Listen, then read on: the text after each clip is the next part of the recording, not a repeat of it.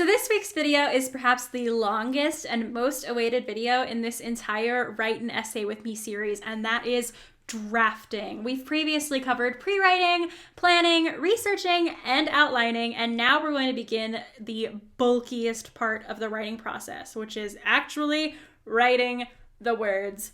What? If you don't know who I am, my name is Jenna Van Mourik. I'm an avid reader, a fiction writer, and a book reviewer, and I'm also an English tutor at the collegiate writing level, which is technically the real job. In this series, I'm breaking down my personal academic essay writing strategy, which is how I've approached essay writing for nearly every single essay that I've been assigned since junior high, and this is also how I tutor my students as well. To show you how this process actually works, I'm actually going to be writing an essay with you and building it from the ground up. We're going to be looking at a real essay that I've actually written for one of my courses that I've turned in and gotten an A on and gotten instructor feedback from. For those of you who are watching these videos as they come out, you might not have time to wait for the full series if you have a due date coming up, and for those of you that would like to have an even more personal resource, I am proud to announce that I am offering a free PDF downloadable resource. What I'm offering is a 25-page workbook titled Write Your Essay. You can use this workbook to plan, draft, or complete virtually any academic writing project, whether it's a research project, a literary analysis paper, a personal essay, or anything in between. All you have to do is subscribe to my author newsletter at www.authorjennavanmourik.com. You'll be emailed a short welcome letter thanking you for subscribing and giving you the super secret password to my resources tab on my website. You'll find all of these academic writing helps under the For Students tab over there, and this free workbook will be available there, as well as some other posters, infographics, and other things that are more specifically focused on certain parts of the writing process and academic writing. It really is that easy to get, but if you'd like to hear me talk through this process more in depth and physically teach you and show you how this works and how you can apply this workbook and the steps included in it to a real life essay, then be sure you keep on watching these videos. Before you ask, no, I'm sorry, I won't actually be able to do the writing for you or show you how to write or how to draft. Drafting is something that only you can do. It's a creative process that comes from your mind and your words, but I can offer you some tips and encouragement for how to approach drafting. The first thing you should do is set up your document, whether that's setting it up in MLA, Chicago style, or according to your instructor or professor's guidelines. You can see here that my essay is already formatted in MLA formatting. I have my heading up here with the page number and my last name. I have my name here, professor name, which I've deleted for privacy reasons, the class title, the date that this draft was written, and then the title, and of course the rest of the draft. I've already set it up. That just makes it so much easier because then you are already set to go. I've selected the font, I've indented each paragraph, created all of that. So if you're doing APA or something that requires a title page, create the title page or the heading in this case. Create the references page, which again, I've already done. I compiled that in the research stage. So if you didn't do that now. And start that on a separate page as per your guidelines for your formatting. And that way, once you have everything formatted and ready to go, the only thing that you have to worry about is just typing the words. So no more going back, changing the font, adding the right spacing, forgetting to add a references sheet. Do all of that first so that you can just focus on creating the meat of the draft. So secondly, the second thing I'm going to recommend is having your outline nearby. So if you have your desktop open, set your outline up also right there so that you can really quickly just toggle between the two. When you get to paragraph 2 and you're like, hey, what was paragraph 2 supposed to be about? Well, that's where you consult your outline, and your outline would tell you body paragraph 2, criticism of Anita Diamant's The Red Tent. So that's super easy right there. I mean, come on guys, for real. You spent all of that hard work in the planning phase and the outlining phase and you just want to let it go to waste? I don't think so. You spent so much hard work on that. You did such a good job and you don't want to let that just be nothing. Actually utilize it. It's a tool that you made to help you, and if you let it, it will help you. The next thing I want to remind you of is to utilize proper sentence structure and sentence variation within your paragraphs. So each paragraph should have its own purpose within a paragraph. So you'll need the usual topic sentences and transition sentences to provide your reader with valuable clues about how you're developing your points, but you're also going to need to have development, utilize evidence, and then interpret the evidence in your own words. Don't simply copy and paste a quotation because that's lazy. I mean, people aren't reading your essay to read what other people have already said. They're reading your essay to hear what you have to say, and they want to know what you can offer them that's unique from the source you just quoted. So offer your own interpretation or an explanation of that quote. What does it mean to the audience, and why should they care? Why is it relevant? If you're interested in paragraph structure and would like to learn more about it or more in depth, I have 2 valuable resources for you. The first would, of course, be the invaluable Write Your Essay 25-page workbook available for free on my website. And the second would also be this free graphic image, The Anatomy of a Paragraph. If you're like me, then you love a good visual reference, and this graphic is great for giving you an easy understanding of paragraph structure and development, and the image will likely stick with you for a while. So both of these are available for free via the resources tab on my website. All you have to do is sign up for my newsletter. You'll get a fun little welcome email from me saying, hey, thanks for subscribing.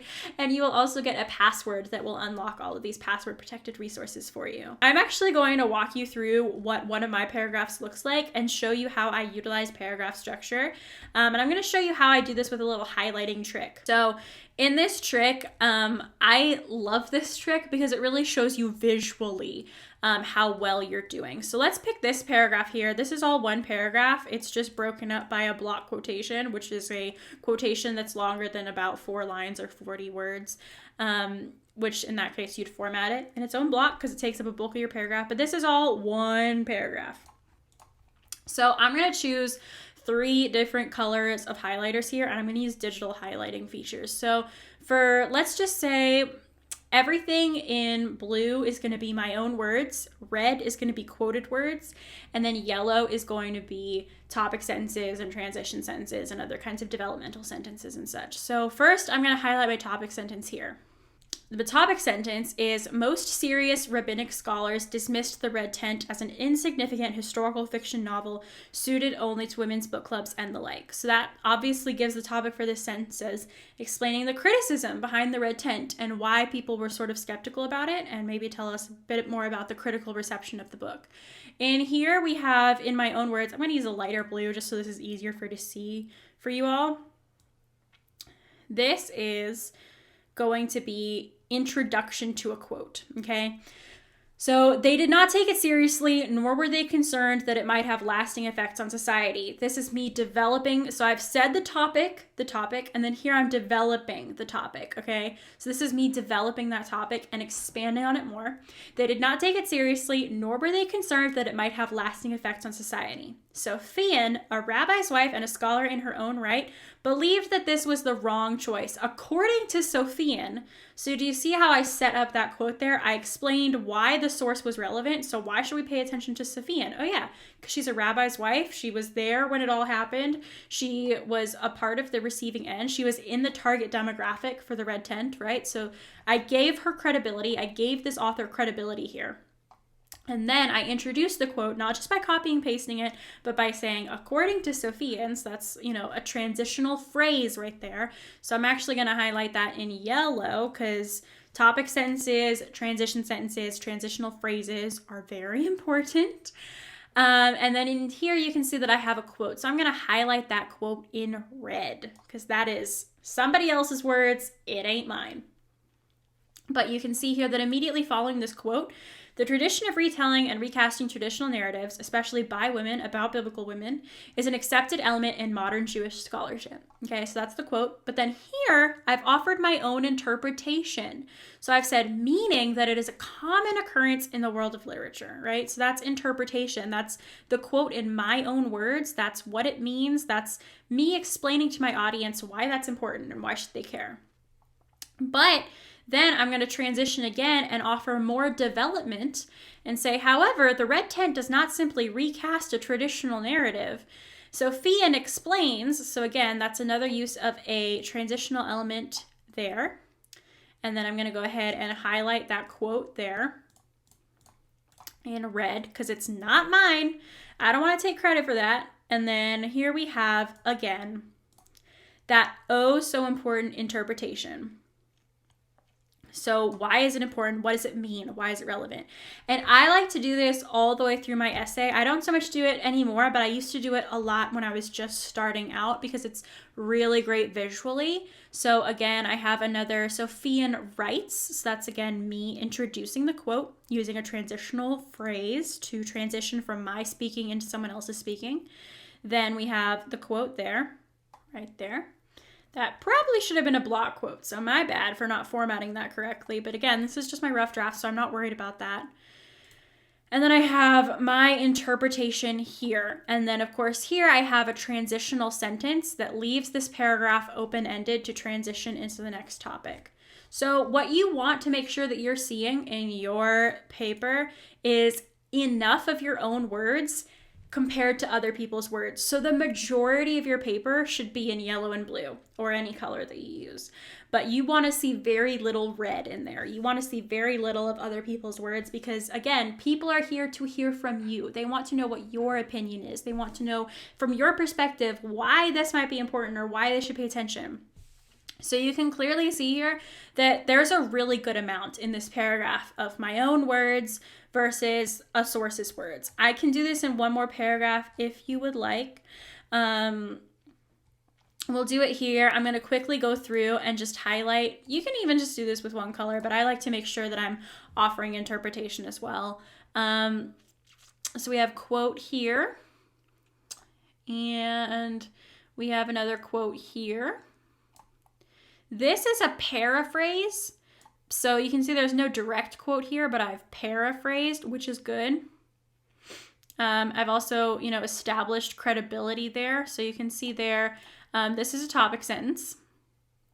Again, that's that topic sentence from my outline. If you're watching these straight through, that's from free writing. I free wrote that in my pre-writing phase, and I was able to work it into this draft. So I've used a topic sentence there. I have transition here into a quote, into something that's not my own words. I have established author credibility here before introducing another quote.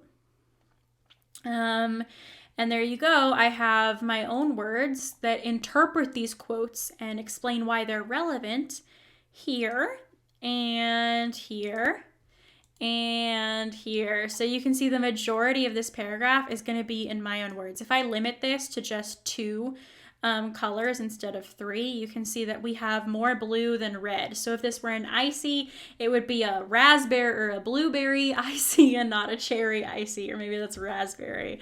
But you can see there's more blue than red, and that's always what you want to see, is more of your own words and less of other people's words. Because again, people, if you were hosting a conference on this topic and you advertised that you would be talking about a specific subject, and let's just say people showed up and you weren't actually the one speaking at that conference, people would want their money back because people paid to see you. And it's the same when you're doing a writing project.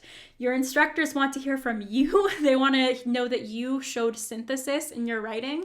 And if they just ended up reading somebody else's article instead of your own work, they'd be pretty upset with you. So that is very important. I'm going to go ahead and just erase all of this highlight here because I think you guys get the idea. But if you can, I highly recommend doing that little highlighting trick because it's really good to just teach you visually and show you what all of that means. Finally, the last piece of advice that I can give you is to be creative and have fun. Don't be afraid to experiment with different styles of writing and different voices or tones. If done well, this can really make your draft stand out in comparison to other drafts. So have fun, be creative with it, as creative as you can be depending on the assignment demands. Obviously, for like a scientific research paper, you would need to be more serious in your academic tone as you're delving into the scientific research. But if this is just a fun argumentative piece, perhaps you can infuse a bit more emotion, a bit more ethos, logos, and pathos into your writing. And I'd like to close this video by offering you some encouragement. Remember that the rough draft will always be exactly that. It is always going to be rough. You most likely won't get it right on the first try, but that's what the next step is for. revisions. So that's what we're going to be talking about next week. Until then, don't worry so much about your errors or mistakes. Just let your mind be free and enjoy this creative process, all right? If you enjoyed this video, then don't forget to hit the thumbs up button. And if you absolutely just can't wait for the rest of this series because maybe you have a writing project that's due tomorrow instead of in a couple of weeks when this series continues to come out, then don't forget to download the free 25-page workbook, Write Your Essay, via my website today. That's www.authorjennavanmourik.com. The workbook is full of all kinds of activity sheets and helpful information, definitions, and examples to make the approach to academic writing so much easier, whether you're doing a full-on research paper or just a short proposal for something. You don't want to miss out on this resource, and again, it's free, so why wouldn't you go take a look at it? All you have to do is sign up for the newsletter, head over to the resources tab, enter the password that comes in the welcome letter from a newsletter, and the world is yours. My name is Jenna Van Mourik. I'm an inspired writer and an inspirational fiction reader who reads, writes, and lives for Jesus. I hope you enjoyed this video, and if you did, don't forget to give it a thumbs up and hit the subscribe button on your way out so that you never miss when I post a new video. I post 2 videos every week to my YouTube channel here. One is always going to be a writing video, whether that's going to be fiction writing or academic writing, as it is in this case, and the other will be a reading/bookish fun video as well. So if either of those or both are something that you're interested in, then be sure to stick around for more. You can find me on social media at Jenna Van Mourik or on my website, like I already said, www.authorjennavanmourik.com. Thank you so much for watching, and I will see you guys next time. Bye!